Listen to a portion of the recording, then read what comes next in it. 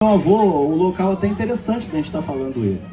Há 100 anos atrás, ali naquele sobrado de esquina, aonde hoje é o prédio do IFAM, e no dia 27 de agosto de 1922, meu avô nasceu. Ali naquele sobrado, né?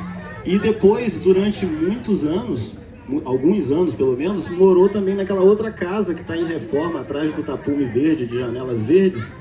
E morando ali, ele conversava com a gente, contando as histórias, e escreveu até sobre isso, que dali da janela ele observava, onde hoje é esse estacionamento, ainda o antigo sobrado de 3 andares, já em ruína, cada vez caindo mais paredes.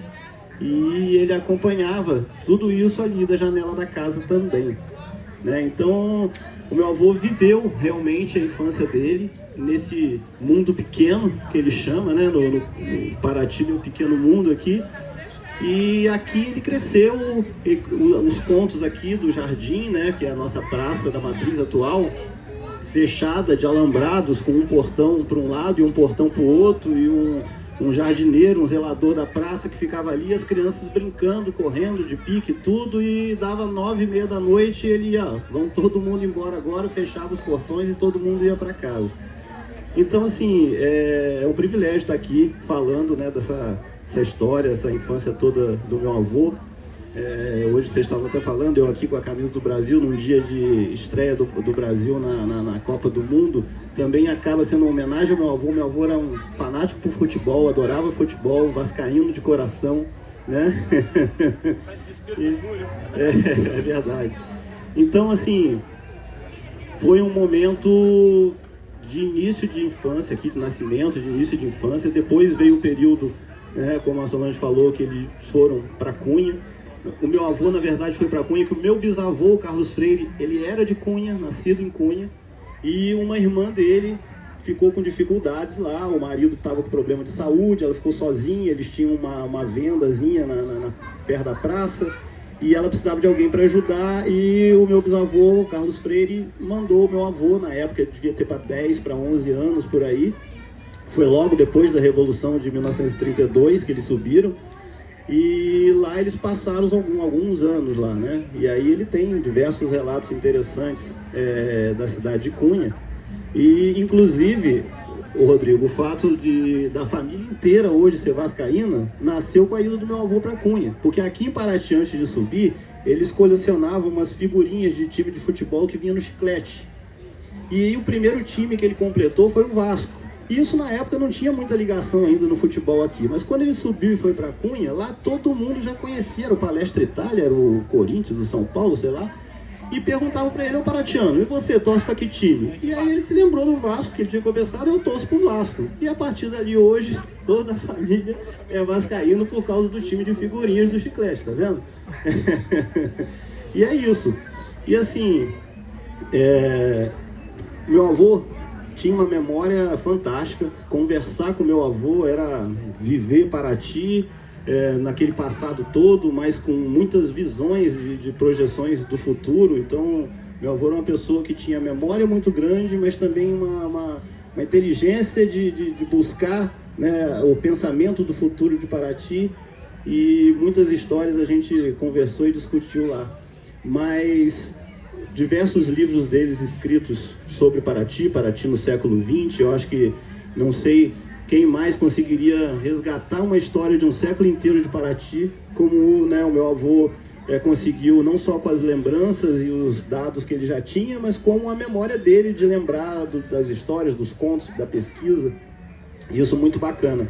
Mas o livro de crônicas de Paraty, que são, né, dois livros, Crônicas 1 e 2, Paraty, Meu Pequeno Mundo, Meu Paraty Pequenino, uma diversidade de livros onde a gente, lendo a literatura do meu avô, a gente consegue, como, né, já foi falado ali pelo Amauri, pela Belisa, visualizar o Paraty de antigamente. Isso é muito bacana. E como vocês falaram, né, que eu produzo cachaça, sou produtor de cachaça em Paraty, vou aproveitar a oportunidade e ler do livro aqui, Paraty, Meu Pequeno Mundo, um conto bem curtinho também do meu avô, que faz relação com isso, porque o meu bisavô, Carlos Freire, ele era um cara que mexia com tudo. Ele trabalhava com tubulações, fazia redes de instalação de água, trabalhava com cobre, arrumava, era tipo um ourives, né? Mexia com anéis, com cobre. Ele fazia muita coisa. E nesse conto aqui, ele trabalhava muito com concerto de alambiques também. E uma coisa que é interessante, e nesse livro mostra muito, que marcou muito a memória do meu avô durante essa infância, é que muitas coisas que o meu bisavô fazia, levava ele junto. Ele era o filho mais velho e ele ia junto com o meu bisavô em muitas coisas. E isso marcava ele e ele ia resgatando. Então, por exemplo, aqui, ó, não me lembro de quantos anos tinha quando conheci a Praia do Pontal e senti o prazer de entrar na água do mar. Mas tenho na lembrança que foi antes de entrar na escola. Meu pai saiu para fazer o reparo... Não, desculpa, que eu estou no conto errado aqui. Aqui. O vento virou a página e não percebi, desculpa. Atravessar a baía numa canoa, com meu pai remando, pular na água da praia do outro lado da cidade, e isso aqui seria no Jurumirim, vi meu mundo crescer, mas ele continuava pequeno. Atravessar o morro a pé para chegar ao mar do outro lado, sem ver a cidade, nenhum menino pequeno como eu sabia. E mesmo pequeno, meu mundo parecia crescer. Eles tinham atravessado pelo Jurumirim lá para o Saco do Fundão, né, para a região ali do Porto Grande. Meu pai consertando o alambique de cobre e eu chupando laranja e tangerina. Quantos pés havia? Almoçar tainha com ova na mesa junto com gente grande. Ouvir conversa sobre o preço da cachaça. Dos meninos pequenos só eu ouvia. E o meu mundo crescia, comigo pequeno. Regressar à tarde pelo mesmo caminho, atravessar a baía na mesma canoa com meu pai remando e o samburá cheio de laranjas. Vi meu mundo crescer e somente eu sabia. E nessa forma, meu avô retratou muitas passagens, né, dele com o meu bisavô Carlos Freire e vivenciando aqui. Você quer falar, Maurício? Eu me lembrei agora do conto que você estava lendo anterior, de um costume aqui em Paraty, que as meninas não iam à praia.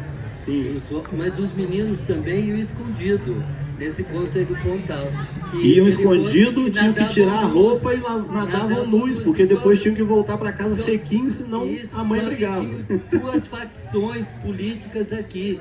Então a facção do preto e branco, quando estava na água, tirava a roupa, os adversários escondiam a roupa deles. Então eles eram obrigados sempre a ter um vigia. Para não deixar... É muito interessante. E iam revezando. Quem saía da água vinha de vigia para o outro poder ir nadar também. A forma que ele escreve, os detalhes, né? É uma pessoa muito detalhista. Então ele dá, como você disse, ele conta como ninguém os anos 20, né? O século, uma época que Paraty não tinha registro. Então ele também se apropria da linguagem oral, né, que ele ouvia nos passeios, que ele gostava muito de ter as andanças dele. Ele resgatava muitas histórias orais e passou para os livros dele, né, para as crônicas dele. Ele tem romance também, mas para mim é muito rico as crônicas dele, porque realmente eu começo a ler, fecho o olho, eu começo a ver Paraty, como deveria ser. É verdade. Maria Isabel, lembro bem de você também. Bom, e de toda a literatura que o meu avô deixou, o Nian, junto com a Dina, né, e o meu tio Antônio Carlos, fizeram, depois do falecimento do meu avô, um trabalho muito grande de buscar, né, todos aqueles documentos que tinha no computador dele, ainda alguns contos e alguns livros inéditos, e fizeram um trabalho muito bacana de resgate, de levantamento de tudo isso. Foi colocado no Amazon e criados aí o YouTube, o Facebook. Mas isso daí eu vou deixar para o Nian contar toda essa história que ele participou, trabalhou junto, né, Nian? Passo a bola. Obrigado, pessoal. Então, meu avô era alguém apaixonado por livros. Vocês falaram da vida dele para Cunha, e até o Lúcio leu aqui no livro, que durante o livro inteiro do Meu Pequeno Mundo, ele fala: meu mundo continua crescendo, meu mundo vai crescendo. Por quê? Cada vez que ele aprendia alguma coisa nova, esse pedacinho de terra que ele amava tanto crescia cada vez mais para ele. Tanto que falar com meu avô era como ler uma enciclopédia. Eu me lembro que quando eu era criancinha aí na casa dele, ele me mostrava um cenário antigo, que na época que sei lá, rosca tinha acento circunflexo no O ainda. Mas meu avô, ele mostrava aquilo ali como se fosse um prêmio, porque naquele dicionário chamado Lelo, com 2 L's, ele mostrava um verbete que falava dessa cidade de Paraty. Falava cidade no litoral carioca, conhecida, no litoral fluminense, litoral fluminense, conhecida pela ótima cachaça que fabrica. Ele mostrava que lá, ó, Paraty, aqui no dicionário. Inclusive, essa ida pra Cunha dele, contava várias histórias dele de Cunha. Inclusive, nessas histórias que eu percebo que meu avô era uma criança muito curiosa. Porque ele, quando foi pra Cunha, ele ficava muito tempo na biblioteca lá de Cunha. E ele lia bastante. Lia tanto que ele, por vezes, se achava mais inteligente que os próprios professores dele. Porque teve uma ocasião, uma história que ele me contou várias vezes, inclusive. Ele gostava muito dessa história. Eu acho que esse Paulo Lúcio também conhece. Que teve um incidente lá em Cunha, antigo. Um incêndio de um sobrado lá em Cunha. E aí as crianças tiveram a tarefa de fazer uma redação sobre o evento. E aí meu avô, já leitor ávido de dicionários, né? Ele viu num dicionário antigo que a palavra formidável, hoje, que nós conhecemos como algo incrível, algo espetacular, vem do latim formido, que significa tenebroso, medonho. Então, hoje o significado é outro do original. No original significa algo tenebroso mesmo. E aí, durante a redação, que ele descreveu o incêndio no sobrado, ele finalizou o texto falando que foi um espetáculo formidável, o incêndio. E aí, quando a professora leu isso, ele foi para a diretoria. E na diretoria ele teve que provar sua inocência. E aí ele inclusive foi lá buscar o livro em que dizia que formidável era algo tenebroso. O grande horrendo, tenebroso, horrível. E ele provou para a diretora que ele estava certo, só que usando o significado antigo da palavra. E ganhou 10 na redação. E meu avô foi assim. Por exemplo, foi meu avô que me fez ler Sherlock Holmes. Foi meu avô que me fez ler Os Três Mosqueteiros. Ele falava tanto dos Três Mosqueteiros. Ele adorava. Ele, inclusive, depois leu O Homem da Máscara de Ferro. Ele falava muito bem do Alexandre Dumas. Não sei se assim pronuncia, perdão. Mas ele era ávido por livros. E ele passou um pouco disso pra mim, porque eu também gosto muito de ler. E eu acho que é isso que meu avô. Ele vivia num pequeno mundo, só que num universo gigantesco. É interessante que ele faz essas citações sempre nos preâmbulos de cada conto dele. Ele cita um autor, mas ele tem também essa humildade de citar também os contemporâneos, os mais jovens, como ele cita Zé Kleber, o Flávio Araújo, né? Então ele fala Alexandre Dumas, mas ao mesmo tempo ele fala dos nossos também, dos mais jovens. Então isso eu acho uma dádiva dele, né? É o jeito que ele era, né? Eu me lembro quando eu tinha que fazer alguma pergunta para ele, querendo saber, alguma curiosidade, eu chegava ali na porta e ele falava, sobe professor. Tá? Aquilo me dava um orgulho, né? Eu todo feliz de falar com ele. Era uma pessoa ímpar para mim. Agora os dois tiveram a importância, tanto a Dona Ilma quanto o seu Zezito, né? Eles foram os primeiros a registrar um Paraty, como você falou, numa época, como o Rodrigo falou agora há pouco, numa época que antes não acontecia nada, mas também depois, até os anos 20, também não aconteceu. Então, sempre foi a mesma coisa, Paraty sempre foi aquilo, né? A gente vê... Esse é meu filho, meu sobrinho. Eu participei bastante da vida do meu pai, nessa parte de publicação, de luta pela publicação dos livros, que realmente é muito difícil publicar. Todos os livros que foram publicados com recurso próprio. Então vou falar aqui, vou tomar posse aqui. Ele sempre dizia que como ele não tinha vício de fumar, beber, etc., ele juntava esse dinheiro para publicar os livros. Então, o vício dele era a publicação dos livros. Só que a idade foi dificultando, ele gostava de participar, né, de fazer o lançamento do livro. Então a gente arranjava espaço, criava todo o cenário para ele fazer a publicação, o lançamento do livro. Muitos amigos, pessoas de fora também participavam.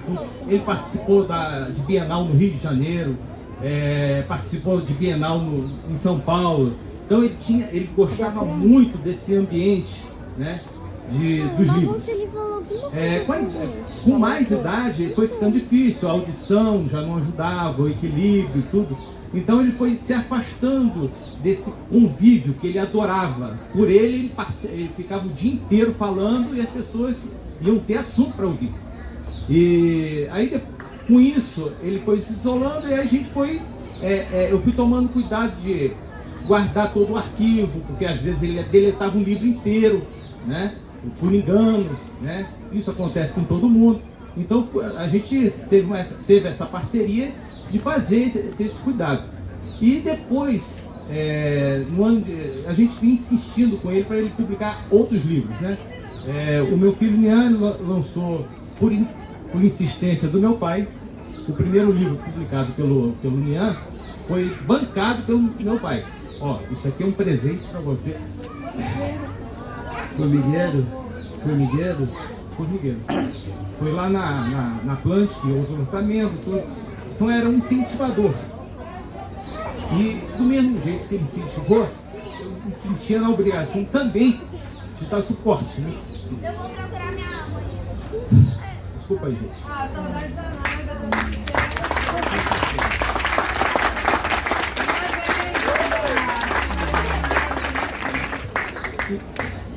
Então, essas publicações no final, a gente tentou fazer com que ele aceitasse a publicação via e-book, porque era uma ferramenta que a gente poderia utilizar gratuitamente. E a intenção dele não era somente das pessoas, era de conhecer a história, divulgar a história, divulgar a cidade, divulgar o acervo que essa cidade maravilhosa tem, né? A gente fala Paraty e Cunha, que são cidades irmãs, foram separadas por um período aí por causa da estrada, mas o convívio sempre existiu, né? Então, quando em 2020, no início de 2020, a gente começou, eu e minha esposa começamos a insistir com ele para ele permitir a gente publicar um e-book. Ele não entendia aquela ferramenta, ele achava que tinha que participar de um lançamento, que ele não tinha mais condições de fazer isso e etc. E com muito custo a gente conseguiu que ele permitisse, porque eu só fazia mediante a autorização dele, porque para não criar conflito e não criar constrangimento para ele. E assim o Nian, que já tinha feito um trabalho em cima de e-book, fez esse trabalho, publicou acho 4 ou 5 e-books, ele vivo, ele visualizou isso no computador, participou depois, né, visualizando aquele trabalho que ele achava fantástico, né? E infelizmente depois ele não teve condições né, depois ele veio a falecer, agora fazendo uma observação, ele dizia para mim: ô Antônio Carlos, não espere que eu seja eterno, eu já estou no final da minha vida. Vocês ficam pensando que eu tenho 50 anos? Não, eu tenho 98 anos. 98 anos pesam. Então, vocês têm que ter noção que qualquer hora dessa eu vou partir. Não tem jeito. E não fiquem tristes, porque eu vivi muito e tudo intensamente, né? E aí, depois que ele faleceu, eu me reuni com os meus irmãos e propus a eles publicar todo o acervo que estava no computador do meu pai, em cópia no meu computador, em cópia de tudo que é lugar. E aí incumbimos o Nian, que já tinha esse traquejo de fazer publicações. Então ele se reunia com a Dina e todo final de semana, sexta, sábado, eles iam publicando 2 e-books, 3 e-books, 4 e-books e assim por diante, até publicar todo o acervo que nós já havíamos identificado.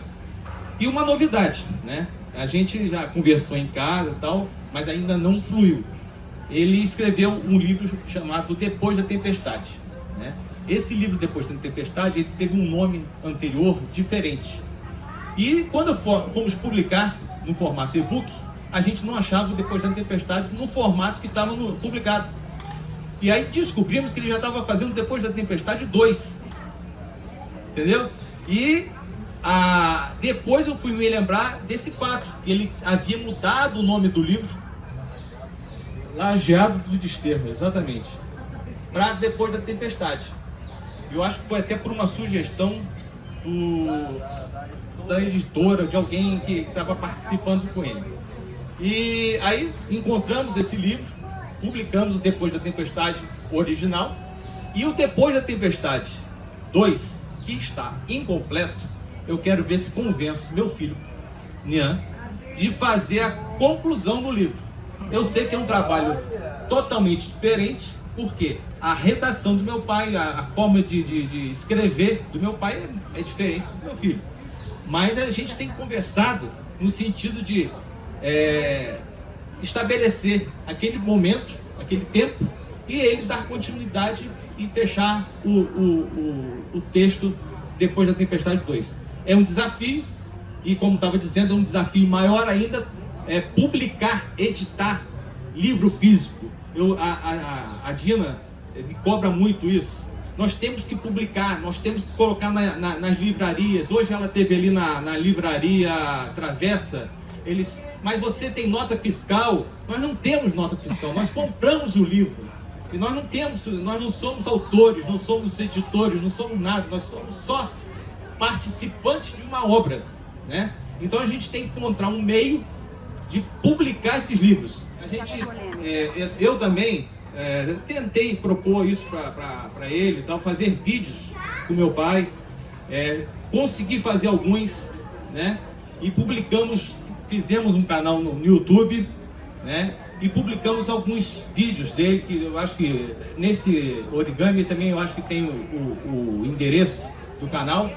E eu sugiro vocês, né? A gente precisa registrar, entendeu? O tempo vai passando, as pessoas vão envelhecendo, vão morrendo, porque tem um fim, tem um início, meio e fim, e a gente tem que registrar. O meu pai registrou na memória, transcreveu, e eu estou buscando fazer o registro moderno, filmar e publicar no YouTube. Eu acho que isso sim tem que ser de domínio público, tá? Por isso que eu publico no canal YouTube aberto, público. E eu acho que seria interessante vocês pensarem, nós todos, proponho a Flip também fazer um resgate de todos os moradores de Paraty, cada um contando a sua história. Maria de Lourdes, por exemplo, ela tem muitas histórias, né? E como tem, Maria de Lourdes? Esse fato, por exemplo, que eu citei para ela... Cacá, por exemplo. Muitos. Tá difícil. Eu estou citando Maria de Lourdes porque está presente aqui. Ela é prima também, tem que ter respeito, porque ela é prima mais velha, né? Foi dama de honra do casamento da minha mãe. Ou seja, é um marco, né? Ela com uma outra prima chamada Wilma, que mora no Rio. Vivas, né? Todas lúcidas, firmes, né? Então, assim, tem que aproveitar esse momento. E a Flip é um momento certo para isso, de provocar a quem tiver interesse de bancar isso, que não é barato, né? Bancar a publicação, porque nós, recentemente, nós tivemos uma reunião com a Secretaria de Cultura de Paraty. Eu acho que, de repente, vocês devem estar sabendo também. E a Secretaria de Cultura nos solicitou autorização para utilizar livros do meu pai, publicar livros do meu pai.